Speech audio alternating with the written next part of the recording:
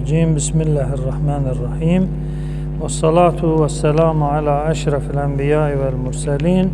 Ebil Kasimi Muhammedinil Mustafa ve aleyhi tahirin.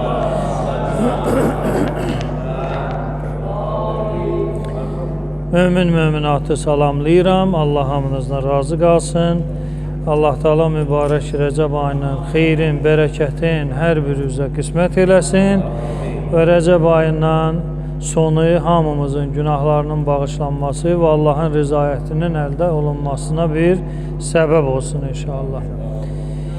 Mövzumuza başlamazdan öncə bir məsələyə aydınlıq gətirim.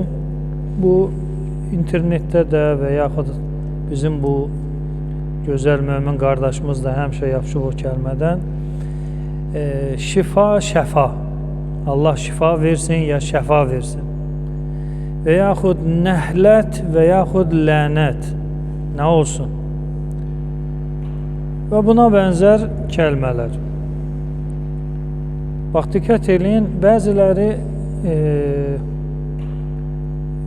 bu internetdə, TikTokda və yaxud Instagramda harda olur olsun, biz özümüz də ara sıra bu belə deyək də küləyin təsirində olmuşuq.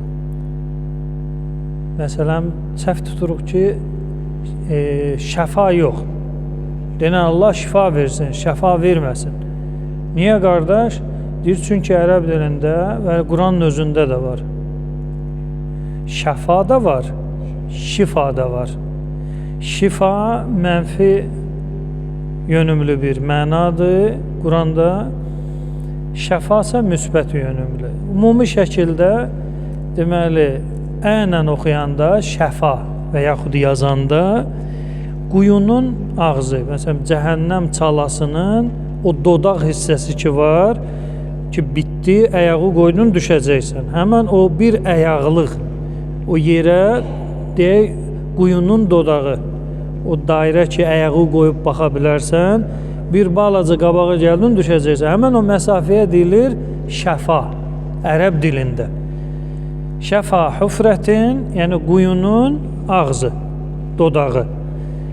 Amma şifa deyəndə isə, məsələn, ayə var ki, hansı Quran ayəsini nazil eləyirsə, o şifadır, inən, şifa. Deməli, şəfa oldu quyunun və yaxud nəyənsə bir şeyin ağzı, orada qutarır, sonra başqa bir hissəsi başlayır. Şəfasa, inən, şifasa oldu xəstəlikdən qurtulmaq, belə deyək də, zülmətin aradan getməsi, nurun başlaması və s. ilə axır. Bu ərəb dilində. İndi biz hansını istifadə edəyək? Bizim kəlməmiz bu mövzuda ən gözəl kəlmə şəfanı əvəz eləyən Azərbaycan dilində bir kəlməmiz yoxdur. Afiyyət də desin, o da ərəb kəlməsidir yenə. Qurtulmaq, qurtuluş, bu gərək böyrünə bir qeyd qoyasan. Nədən qurtuldun? Xəstəlikdən qurtulmaq, kasıbçılıqdan qurtulmaq, bəladan qurtulmaq, təzyiqdən qurtulmaq, çox şeydən qurtula bilərsən. Amma ərəb dilində bu şifa kəlməsi məhz nədir? Xəstəlik aradan gedir, sağlamlıq gəlir, zülmət gedir, nur gəlir. Bu dairədən kənara çıxmır. Bizdə bunu əvəz eləyən bir xüsusi kəlməmiz nədir? Ola bilsin vaxtında olub, bizim belə deyək də, problemimiz də burada ki, öz dilimizin lüğəti yoxdur. Öz dilimizin lüğəti yoxdur. Belə deyək də, dilimizdən o alma sözləri yığışdırsaq hal-hazırda, biz Azərbaycan dilində danışa bilməyəcəyik. Yəni, ərəbin, farsın və yaxud latının, rusun, onun, bunun sözlərini çıxarsaq ki, yox, biz məhz Azərbaycan dilində danışmaq, məhz türk dilində danışmaq istəyirik, gərək təzə şeylər inşa eləmək lazımdır. Məsələn, rayonları gəzmək lazımdır ki, görək rayonlarda bu kəlməni məsələn nə ilə əvəz eləyirlər olar, belə o rayon dilində, kənd dilində. Bir var ki, məsələn, gedib farsdan, ərəbdən götürəsən, bir də var elə rayonlarda cəmaət istifadə edir də, bizə gülünc gəlir o kəlmələr, amma özümüzündür də, yadelli bir xalqın deyil. İndi hər halda şəfa deməliyik, ya şifa deməliyik. Bax, dilə necə köçübsə və dildə, şeiriyyatda, ədəbiyyatda, cəmaatın arasında necə istifadə olundusa, alındısa, o alınanda deformasiyaya uğrayır kəlmə. Məsələn, bizdə ayn hərfi yoxdur. Ərəb dilində 3 s var. Sin, fə, sad. Bizdə bir dənə s var.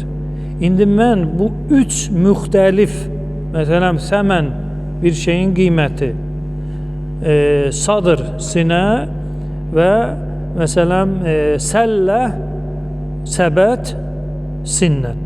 İndi mən bunları almaq istəyirəm. Hansısı ilə alacam mən? Bir dənə mənim s hərfim var. Amma ərəbin 3 s hərfi var. Məsələn, ərəbin 4 z hərfi var. Hamısı z-dir ya, z. Bizim bir dənə z. Ərəbdə 4 z var.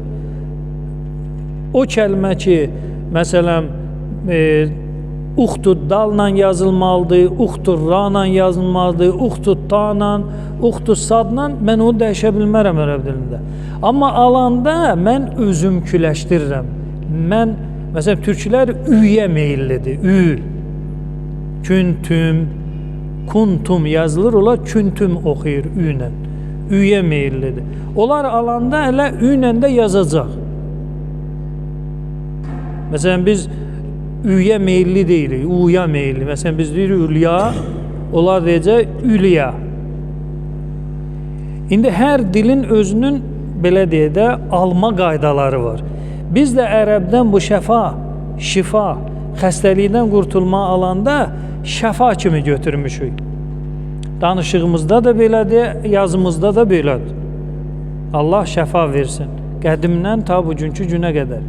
Ərəbsə fərq qoyur, şəfana, şifada. Biz səhv eləmirik. Biz Azərbaycan dilində birinin xəstəlikdən qurtulmasını ələ şəfa deyəcəyik. Çün alma bu cürnədə alanda kəlmə deformasiyaya uğrayır. İni, şifa bizdə tələffüzü çətindir.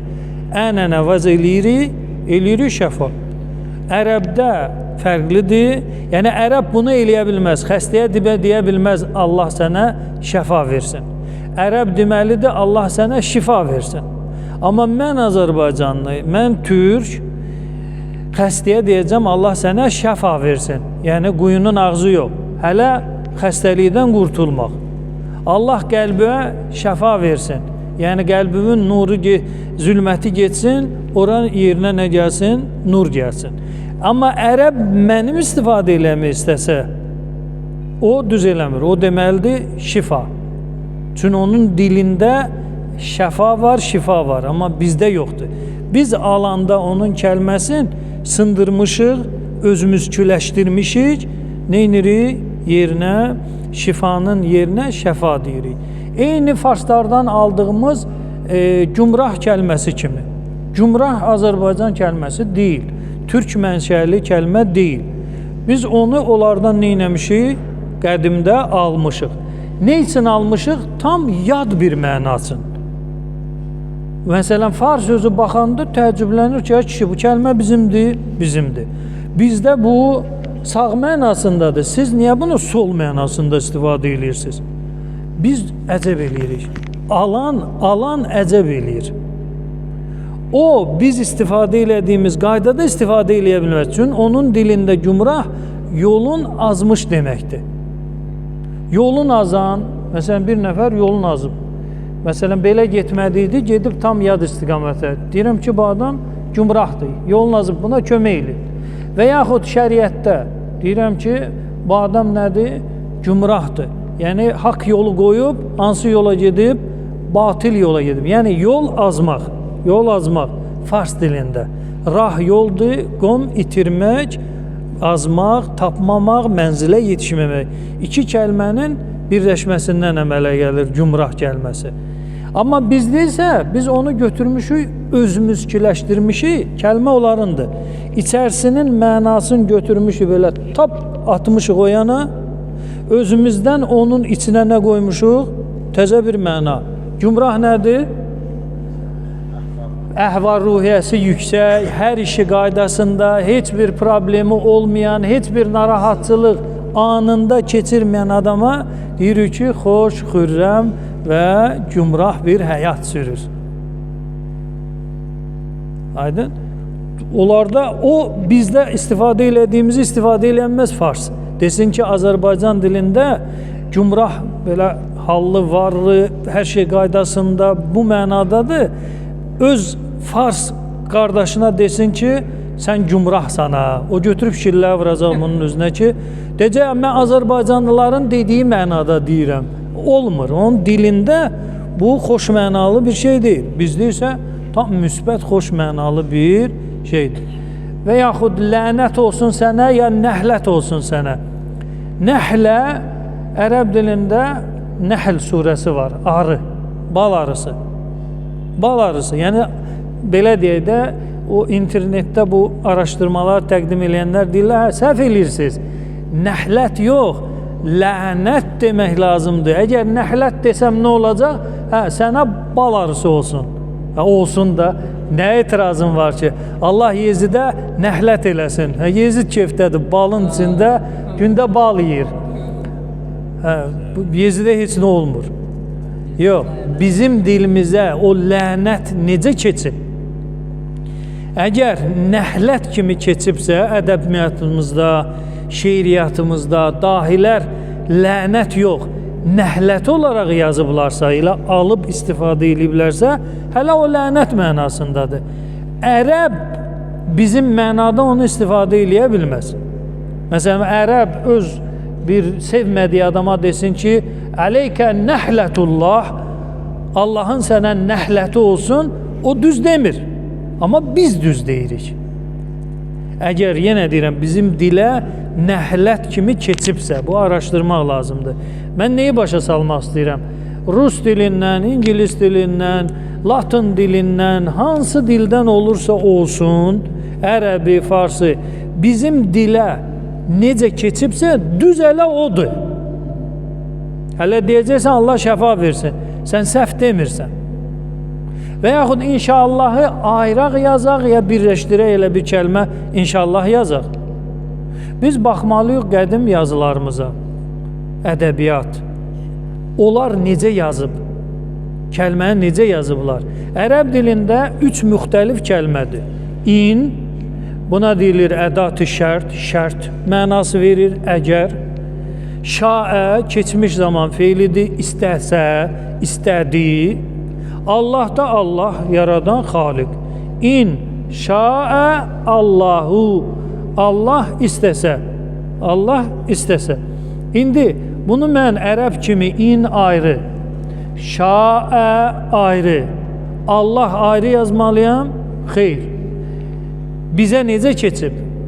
Məsələn, Nizamisi, Füzulisi və yaxud umumən Seyyid Əzim Şirvani ədəbiyyatında necə yazıb bunu? Necə bizə keçib? Bizə keçən bizim düzümüzdür. Amma ərəb biz elədiyimizi eləyə bilməz. Məsələn, inşallah üçün də bir-birinin dalıcan yazsın, bir kəlmə kimi yazsın, səhv eləyir. Niyə? Çünki 3 müxtəlif burada cümlənin tərkib hissəsi var. İsim, feil və qoşma. Bunlar ayrı-ayrı anlayışdadır. İn feil deyir, isim deyir. Şaə isim deyil və qoşma deyil, feildir. Allah isimdir, ləfz-i cəlalədir. Nə feil deyil, nə də qoşma sayılmır. Deməli, bizim dilə keçən düz odur. Hətta o dil sahibində biz tam əks bir şey eləsək belə. Aydın fikrim çatdı. Yəni, o internetdə qarşınıza çıxsa ki, nəhlət belə, lənət belə, şəfa belə, şifa belə və yaxud filan şey belə, filan şey belə, sən baxacaqsan ədəbiyyatı. Ədəbiyyatı necə keçib? Ü-lə keçib, ü-lə oxuyasın. Ə-lə keçib, ə-lə. Düz sənin ədəbiyyatında olandır. o sən elədiyi eləyə bilməz. Buracan aydın oldu. Vəssalamu aleykum. Lənət kimi keçibsə, hələ lənət. Nəhlət kimi keçibsə ədəbiyyatda, məsələn, belə deyək də, Seyyid Əzimin şeiriyyatının birində nəhlət yazılıb. Hələ nəhlətdə istifadə elə. Deyirəm, araşdırmaq lazımdır ədəbiyyatı ki, bizə necə keçib bu ərəbin sözü. Aydın? Verin.